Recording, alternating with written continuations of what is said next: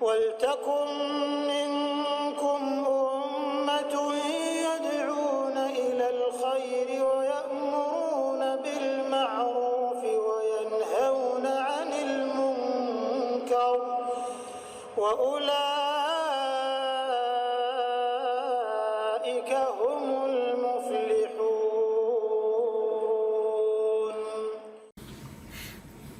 Allah subhanahu wa ta'ala berfirman dalam hadis Qudsi. Ini dalil yang pertama diangkat oleh beliau. Ya bna Adam, innaka law ataitani bi qurabil ardi khataya, thumma lakitani la tushrik bi syai'an la ataituka bi qurabiha maghfirah. Wahai anak Adam, sesungguhnya jika kamu mendatangiku, hanya besar kata ganti Allah, dengan membawa kesalahan-kesalahan sepenuh bumi. Dosa-dosamu banyak memenuhi bumi. Kemudian kamu bertemu denganku, kunya besar kata ganti Allah, dalam keadaan tidak menyekutukanku dengan sesuatu apapun, niscaya aku akan mendatangimu dengan ampunan sepenuh bumi juga. Hadis diriwayatkan oleh Tirmidzi. Hadis ini dihasankan oleh Al-Albani. Hadis ini teman-teman menandakan bagaimana kedudukan tauhid sangat luar biasa. Dan yang dimaksud dengan syirik di sini, kalau seandainya kau datang membawa dosa sepenuh bumi tapi engkau datang tidak menyekutukan sesuatu dengan apapun dengan aku, maka kau akan datangkan pengampunan sejumlah atau sebanyak dosamu itu. Syirik adalah lawannya tauhid. Tauhid artinya mengisahkan Allah. Syirik berarti mempartnerkan Allah. Contoh kasus adalah orang-orang Mekah. Abu Jahal, Abu Lahab, ya, dan yang sejenis mereka itu, ya, seperti Utbah bin Walid, ya, Syaibah, semua ini Utbah, Syaibah, Walid, Umayyah bin Khalaf, ya, Abu Lahab, Abu Jahal. Nah, ini orang tokoh-tokoh Mekah, mereka tahu kalau ditanya, siapa yang menciptakan langit dan bumi?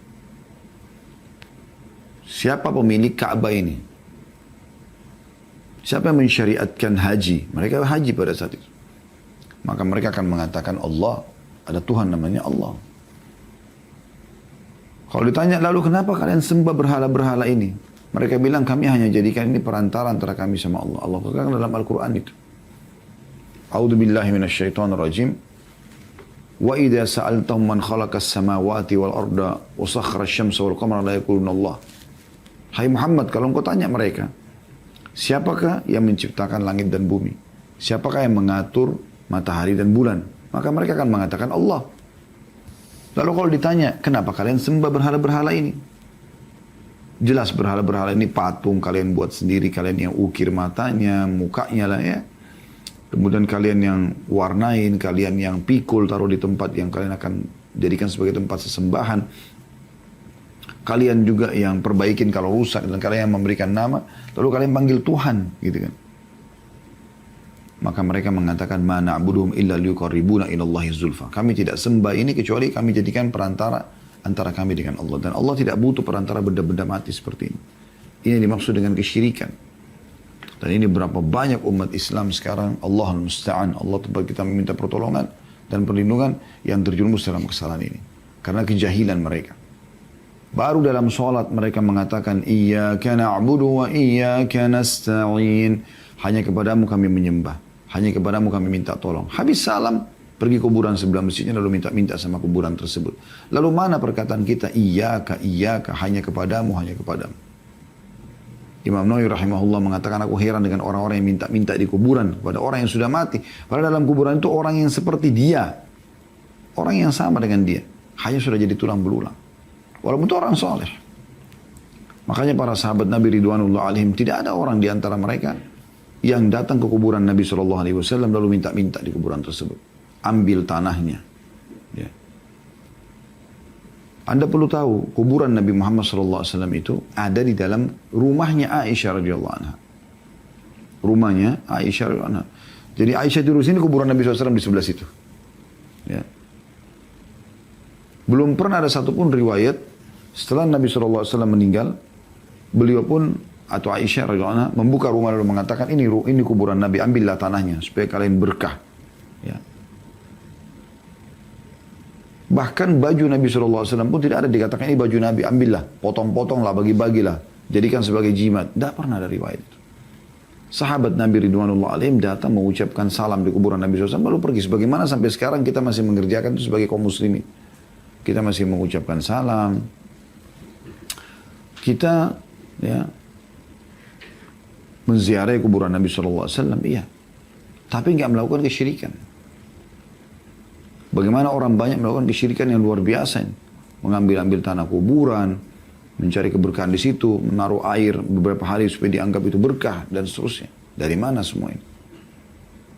Tidak pernah ada dalam syariat Allah Subhanahu wa Ta'ala. Dan tidak pernah dicontohkan oleh para sahabat Nabi Ridwanullah alaihim yang hidup bersama Nabi SAW.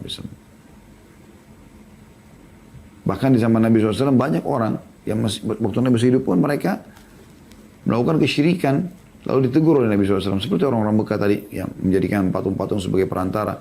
Ada juga pernah sahabat menggunakan gelang berwarna kuning itu. Kata Nabi SAW, untuk apa? Dia bilang untuk menyelamatkan saya dari mara bahaya. Kata Nabi SAW, buanglah. Karena kalau kau meninggal sementara masih ada di badanmu, maka kau tidak akan beruntung selamanya. Karena itu syirik. Mempartnerkan Allah Subhanahu Wa Ta'ala. Berapa banyak orang-orang yang syirik ya kepada Allah Subhanahu Wa Ta'ala dengan meramal dengan bintang-bintang. Sampai kata Nabi SAW satu waktu kepada para sahabat, ya, selepas sholat subuh waktu itu, Allah telah berfirman, malam itu hujan deras gitu. Telah tiba pagi hari ini hamba-hambaku yang beriman padaku dan kufur kepada bintang-bintang, dan ada juga hamba-hambaku yang beriman pada bintang dan kufur kepadaku. Kata Nabi SAW, lalu Allah mengatakan, orang-orang yang mengatakan bahwasanya kami turun hujan, atau hujan ini turun karena izin Allah, maka dia beriman padaku dan kufur kepada bintang-bintang. Yang mengatakan hujan ini turun karena bintang ini atau bintang itu, maka dia telah beriman pada bintang dan dia telah kufur kepadaku. Coba bayangkan, ramal dengan bintang-bintang. Bukankah banyak umat Islam sekarang sibuk dengan bintang kamu apa? Taurus, Sagittarius, ya, dan seterusnya. Lalu kemudian mengundi nasibnya dengan benda itu. Ini semua tidak pernah ada dalam syariat. Mana pun ada riwayat Nabi Muhammad SAW mengatakan, ya, misal, jangankan bulan-bulan Masihi seperti itu, bulan Hijriyah saja. Tidak pernah syariat khusus Nabi SAW ya, mengatakan bahwasanya begini dan begitu misalnya. Oh, karena saya lahir bulan Rabiul Awal, maka bintang saya ini. Tidak pernah ada riwayat seperti itu. Kita umat Islam punya sendiri akidah kita. Tidak boleh ikut-ikutan. Dan itu masuk ke dalam lini kehidupan kita banyak sekali, termasuk masalah feng shui dalam rumah, gitu kan. Padahal kita punya tata cara sendiri. Hendak mereka ikut dengan orang non-muslim. Bahkan biasa kadang-kadang dibayar jasa yang mahal, dipanggillah orang-orang yang dipanggil paranormal, kemudian menebak-nebak, mengatakan rumah ini ada begini, rumah ini begini, rumah itu begitu. Hanya karena modelnya, ada tusuk sate lah, ada bagian belakangnya kecil, maka ini tidak berkah dan seterusnya. Ini semua khurafat yang tidak boleh ada dalam kehidupan kita. Selanjutnya kata beliau, orang-orang yang berpegang pada tauhid, mereka lah yang akan mendapatkan syafaat Nabi Muhammad SAW. Sebagaimana sabda Nabi SAW diriwayatkan oleh Imam Muslim. Syafaat artinya pertolongan Nabi di hari kiamat nanti. Supaya bisa selamat dari neraka dan masuk ke dalam surga. Kata Nabi SAW, likulli nabiyyin da'watun mustajabah. Fata'ajjala kullu nabiyyin da'watah. Wa inni khabba'tu da'wati syafa'atan li ummati yawmal qiyamah. Fahiya na'ilatun insya'allahu man mata min ummati la yushriku billahi syai'a. Setiap nabi mempunyai doa yang mustajab atau pasti diterima. Dan setiap nabi telah menggunakan doanya di dunia.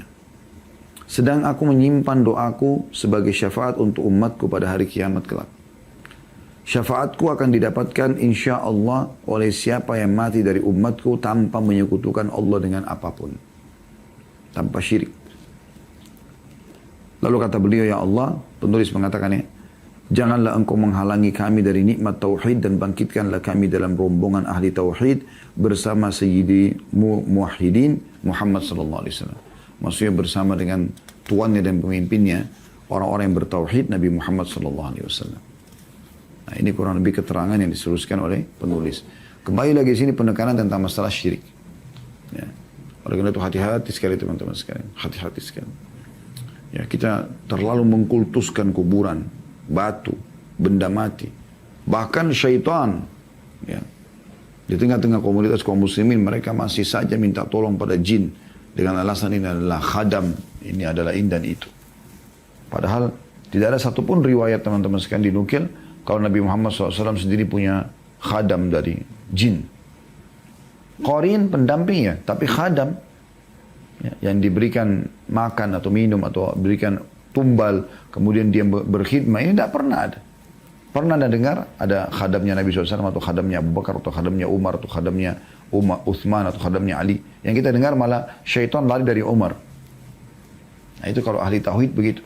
Mereka hanya bergantung kepada Allah SWT, tidak akan bergantung pada makhluk. Kita sama air, sama batu, sama api, sama udara, sama hewan-hewan, sama tumbuh-tumbuhan, sama jin, sama malaikat, semua sama bumi dan langit, semua ini sama-sama makhluk. Kita diciptakan oleh Allah Subhanahu wa taala. Allah itu satu-satunya Tuhan. Kita menunggangi fasilitas makhluk itu untuk lebih mengenal Tuhan kita Allah Subhanahu wa taala. Ini harus kita garis bawahi. Murnikan tauhid kita.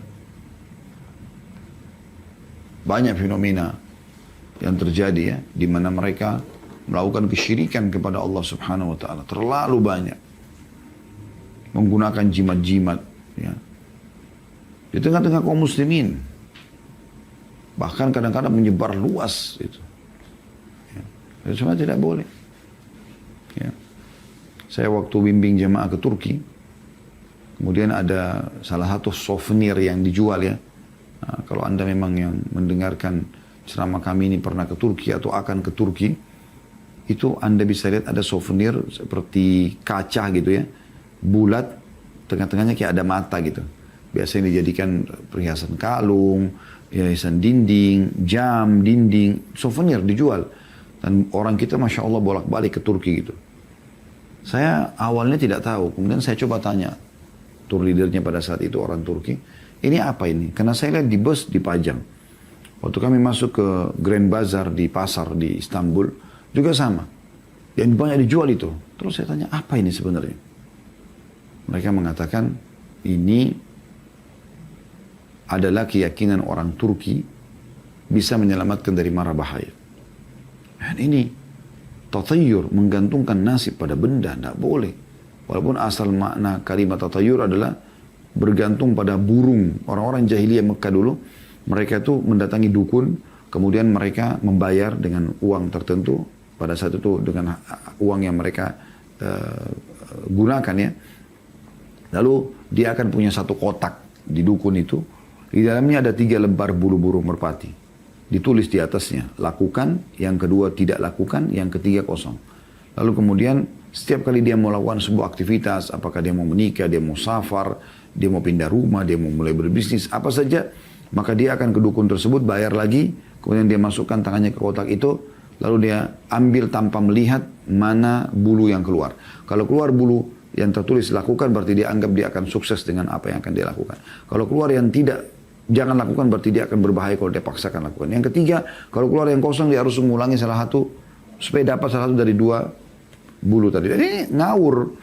Bagaimana caranya dia mengundi nasib dengan ini? Seperti di Indonesia juga ada orang, dulu waktu saya masih kecil ya, saya sering dengar, waktu kami masih di Makassar, Allahu alam kalau di Indonesia juga secara umum seperti itu ya. Tapi ada keyakinan orang, saya sering dengar dulu waktu masih kecil, kalau suara tokek, ya, oh berarti kalau ngucapin, kalau tokeknya lagi tokek gitu ya, oh beruntung. Terus yang kedua tokek lagi, dia keluarin lagi suaranya, oh tidak beruntung. Terus ya, nah kalau pas tokeknya berhenti dan dia pas menghitung ternyata tidak beruntung, oh dia mengundi nasibnya. Ini dari mana ini semua? Gitu kan? Ini kejahilan.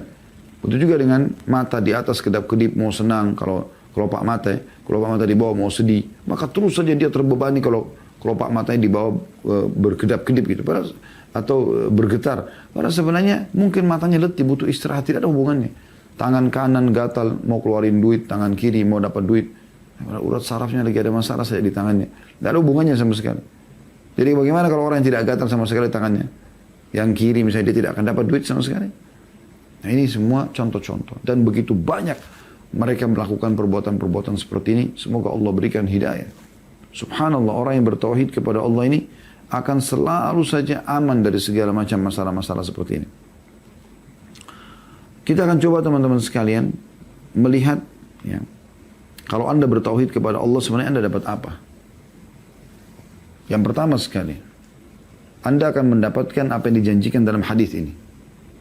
Tadi yang baru kita sebutkan, ya, yaitu pengampunan dosa. Ya. Dan sudah kita baca hadisnya ini. Jadi sebanyak apapun dosa yang kita lakukan, selama kita teman-teman sekalian tidak bersyirik kepada Allah, tidak merusak tauhid kita, maka Allah akan maafkan kesalahan kita.